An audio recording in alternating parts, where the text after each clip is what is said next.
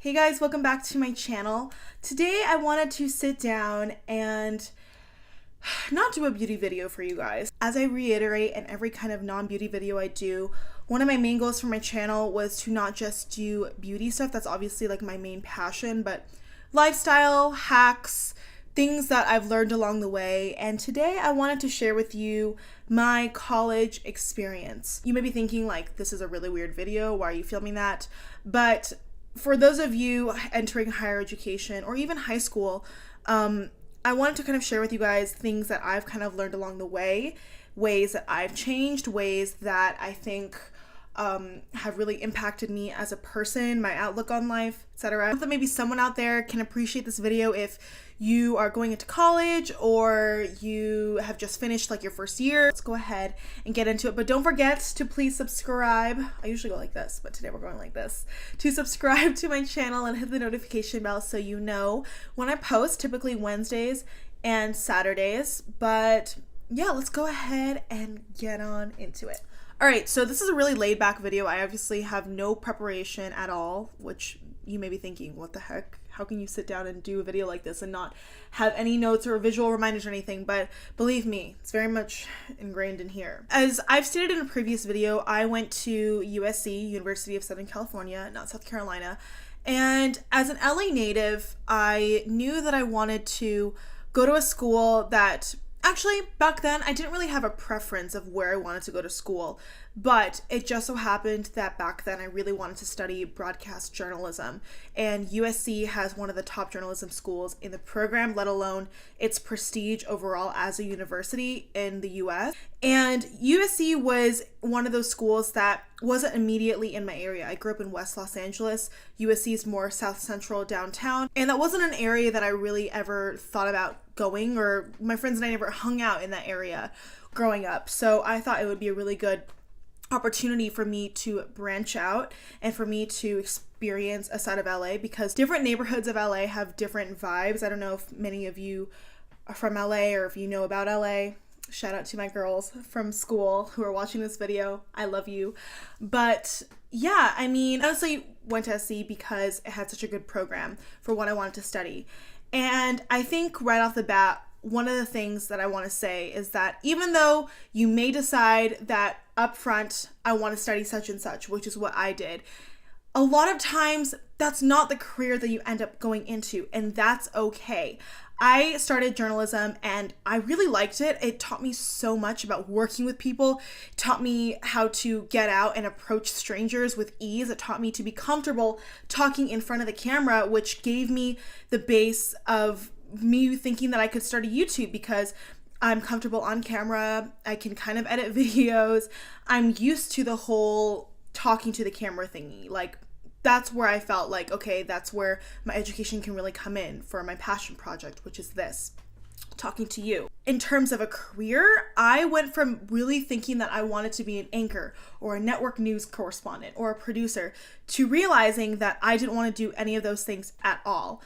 And that's okay. I mean, you can decide to do something and you can go in a completely opposite direction, and you shouldn't think, oh, my tuition money was wasted. Oh, this was a waste of time.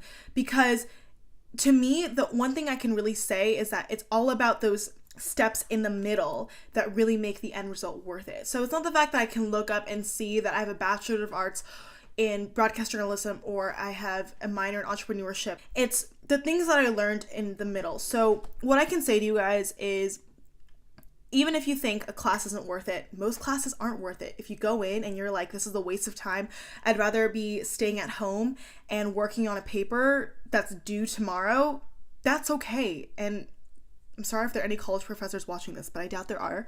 But what I want to really hammer home here is that it's okay to kind of be your own boss and really work with what you think is best for yourself in terms of time management.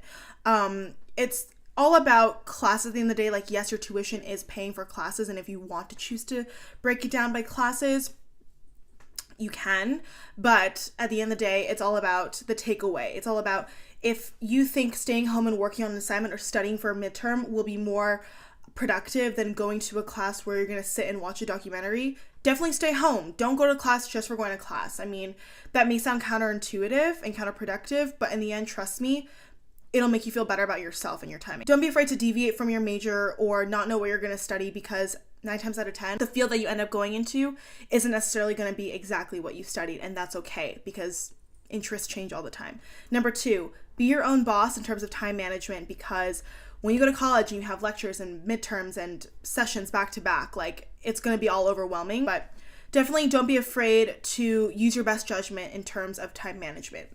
That's number 2. And third, I want to talk about the social scene.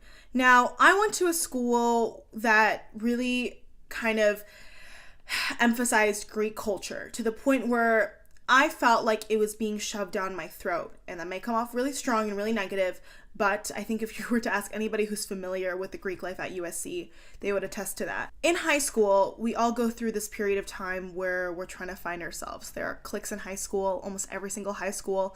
There are mean girls, there are popular girls, etc. And so I was really excited to go to college and not deal with any of that.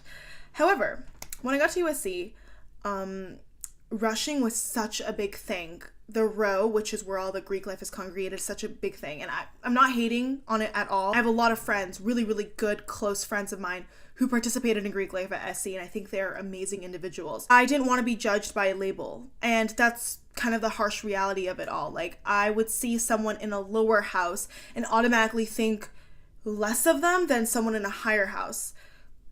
Keep in mind, all of this is, take this with a grain of salt, what I'm saying to you. I just think that everything you do should be of your own volition. Like, don't rush, don't join a house just because you think it's the cool thing to do. Do it because you want to do it. And I know so many amazing things that come out of Greek life, the networking, the bonds and everything. Like, I think that's a great thing. That wasn't necessarily for me because growing up all throughout high school and middle school, I always kind of had friends from different groups. I wasn't really in one group. So I knew that would remain true in college. And sure enough, I had friends from different classes, from different clubs, from different walks of life, from mutual friends. Like, I never could bog myself down to one group because that's just not who I am. Like, I really believe in a handful of close friends from all different kinds of circles and walks of life. So that's just who I am. If you're the kind of person who wants that close bond, maybe Greek life is for you. But if you're kind of watching this and you're feeling pressured or you're unsure, you feel like you should do it just because you should, don't. Do it because you want to do it. And that goes for everything in college, not just Greek life, but that's all I'm saying. All right, next point. We want to talk about the boys, the girls, the companionships, so to speak. So college, it's actually a really funny story. I can kind of share with you how my current boyfriend and I met. All throughout college, I never had an actual boyfriend. My last formal boyfriend before the one I currently have was in high school, because I feel like that was more conducive to, like, you know, a boyfriend. Like, you guys all went home at the end of the day, but you would see each other every day for 8 hours at school. You know, like, it was easier to date. Because in college, for me at least, and for a lot of my friends, dating is something that is so prominent. Like, the topic of that, every time I would talk to one of my girlfriends or even one of my guy friends in school, it would, you know, boys or girls or hookups or whatever were bound to come up. And for me, I was dating a bunch of people all throughout college. But I do want to share with you something that I think was one of the most pivotal experiences in college. And that was the first guy I had ever hooked up with in college. If you guys don't like hearing about this kind of stuff, then this isn't the video for you, just because I'm sharing a lot. But I am quite an open book. I'm very honest with myself, with the people around me, and with you guys, just because I feel like I'm talking to my friend right now. But in college, sophomore year was when I experienced my first hooking up type of guy. It's really hard for me to consider hooking up and dating the same thing, but because hooking up is such kind of a cringe term, I'm just gonna go with dating. So I was dating a guy without going on any dates with him. And he was a guy in a fraternity. I was someone not in a fraternity, but girls typically can attend all of the frat parties and whatnot. Even if you're not in a house or whatever, or even if you're not affiliated with Greek life. It's a little bit more open if you're a girl in that way, which is kind of a double standard and a little sexist, but we're just gonna go with it because that's not the point of this video. It's just such a hard feeling not knowing what grounds you're on with a guy or with a girl or anybody that you're seeing, because you don't really want to ask the question like, I have lipstick on my teeth. You don't really want to ask the question like, what are we? Where is this going? You know, like nobody wants to have those discussions, and maybe you don't want a commitment. Maybe that's fine. But for me, being someone who is brand new to that kind of situation, I kind of think I expected a little too much from what I was given. I think it was a little bit naive. That is a term. We were seeing each other. I would always see him at parties. But ladies, if the times that you only hang out with your guy is at nighttime at a party or a function or whatever, chances are you're not dating him, you know, like chances are that's not the nature of your relationship. And the sooner you realize that, the sooner you can make an informed decision of what you want to do, which is what I wish I would have done, because I'm the kind of person who just kind of falls deeper and deeper and deeper into things, especially back then. There was this one point where he came over and he was being so rude, and I called him out finally on how much of an asshole, for lack of a better word, he was being. And I remember being so devastated that I didn't want to see him again. And I remember crying, calling one of my best friends, saying like, how could he do this? Why, like, what's happening? And then there were rumors being made up about me saying that like I was the one who was like always hitting him up, and I was the one after that tried to make him stay or tried to come back. And I was like, are we in high school? Are we really going with the rumor mill here? Because first of all of those statements are not fact. They're very much fiction, but sometimes I guess my point here is that even when you're facing that situation, the rumor mill does not stop in high school. People will talk shit about you in college, sometimes within your group, sometimes not even if you're not in a group, among different members of your different groups. And it can catch you off guard, but the best way to deal with it is to take the high road. There were so many times I rehearsed what I would say in the mirror to this guy who was talking all this shit about me, but I let it go. And several months later, when I saw him at a frat party, he actually came up to me and apologized without me saying anything to him, which was like so weird. But yeah, anyway.